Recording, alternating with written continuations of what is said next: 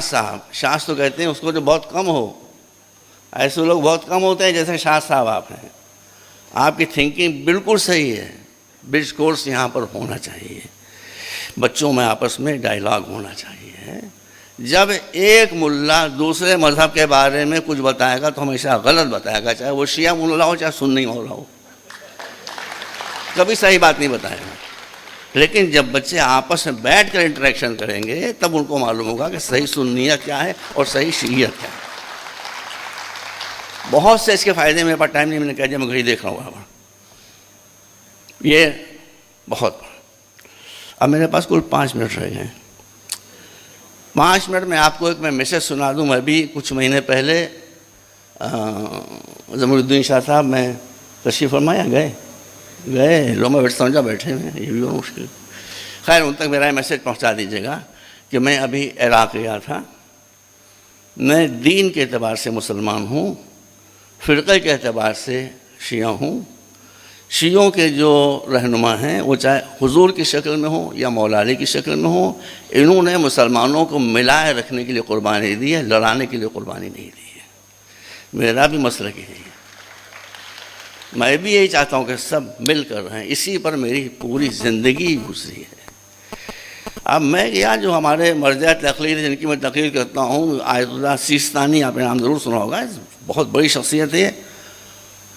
ان کو جب معلوم ہوا کہ میں آیا ہوں تو انہوں نے اپنا گھر بالکل معمولی، میرا گھر بھی ان سے بہتر ہے، اپنے یہاں بلایا اور سب کو ہٹا دیا. میں سمجھ گیا کوئی خاص میسج ہے. میں نے کہا سرکار فرمائیے، بس میری تقریر ختم ہو رہی ہے. ان کا تم جا کر ہندوستان کے مسلمانوں کو اور خاص طور پر شیعوں کو میرا سندیش دے دو، میرا پیغام دے دو. شیعوں کو خاص طور پر پیغام دے دو اور عام مسلمانوں کو دے دو کہ وہ آپس میں لڑیں نہیں. ایسی باتیں نہ کریں کہ جس سے ایک دوسرے کی دل آزاری ہو. سب آ گیا اسی کے اندر. تو میں نے کہا حضور بھائی سن لیجیے گا میرے بھائیوں، دیکھیں ہم بھی اس لیے آپ کو بھائی کہہ رہے ہیں، بھائی سے بڑھ کر کوئی لفظ نہیں ہوتا. تو میں نے کہا حضور میں سنیوں کو کیا کہوں، میں ان کو اپنا بھائی کہوں؟ اور ان کا ہرگز نیور سنیوں کو اپنا بھائی نہ کہو، سنیوں کو اپنا بھائی نہ کہو، سنیوں کو اپنا بھائی. تو میں نے کہا پھر کیا کہوں؟ کہا بھائی نہ کہو، اپنی جان کہو. بھائی نہ کہو، اپنی آتما کہو. بھائی نہ کہو، اپنی روح کہو.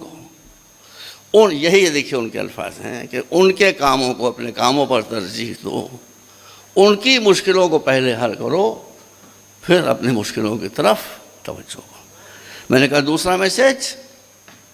ضمیر الدین شاہ صاحب چلے گئے. انٹر کنیکٹڈ دونوں چیزیں. دیکھیے عالم کبھی لڑے گا نہیں، جاہل کبھی لڑائی سے بچے گا نہیں. عالم کبھی لڑے گا نہیں، جاہل ہمیشہ لڑ کے رہے گا اور لڑا کے رہے گا. بس میں آخری بات کہہ رہا ہوں. آپ سب مسلمان ہیں، آدھے مسلمان تو سوامی جی بھی ہو گئے.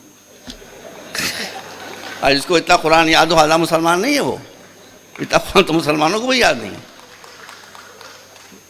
تو میں عرض کر رہا تھا آپ کے سامنے، اسلام چاہتا ہے کہ سب مل کر رہیں، مگر میں نے عرض کیا کہ جاہل بغیر لڑے نہیں رہ سکتا ہے. اس لیے ایک عالم دین کا، بھائی شاہ صاحب اللہ کو سلامت رکھے، ایک عالم دین کا، آپ سوچ سکتے ہیں کہ ایک عالم دین جو پگڑی باندھے ہوئے بڑی سی ڈاڑھی رکھے وہ یہ بات کہے گا؟ کہا ہندوستان کے مسلمانوں کو جا کر میرا میسج دے دو کہ وہ ماڈرن ایجوکیشن کو ٹاپ پرائرٹی دیں. یہ ایک عالم دین کا، آپ سے چیک کر لیجیے. انہوں نے مجھے حکم دیا کہ میں بات سننی اور شیعوں سب تک پہنچاؤں. ماڈرن ایجوکیشن کو ٹاپ پرائرٹی دیں، اس لیے کہ ایجوکیشن از پاور. جس کے پاس پاور نہیں ہوتی اس کو زمانہ نوچ کر کھسوٹ کر ختم کر دیا کرتا ہے. تو میں نے کہا دینی تعلیم حاصل نہ کریں، کہنے تم دینی تعلیم کا مطلب ہی نہیں سمجھتے ہو. سن لیجیے مجھ سے کہو، میں قبول کرتا ہوں. کہا تم دینی تعلیم کا مطلب ہی تم سمجھتے ہو کہ کوئی مدرسے میں جائے گا تو دینی تعلیم حاصل کرے گا، کوئی یونیورسٹی میں آئے گا تو دنیاوی تعلیم حاصل کرے گا. یہ نہیں ہے. سبجیکٹ، کیا پیاری بات کہی، سبجیکٹ سے دین اور دنیا کا فرق نہیں کیا جاتا، نیت سے کیا جاتا ہے.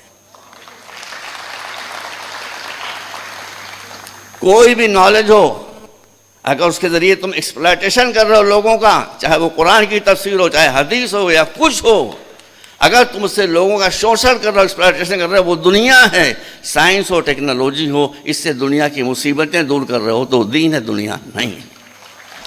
اس لیے میں نے اپنے مرجع تقریر کا پیغام آپ تک پہنچا دیا۔ میری آپ حضرات سے گزارش ہے، ان دونوں باتوں کو یاد رکھیے، لڑنا بند کیجیے۔ یہ جو ہم کہہ رہے ہیں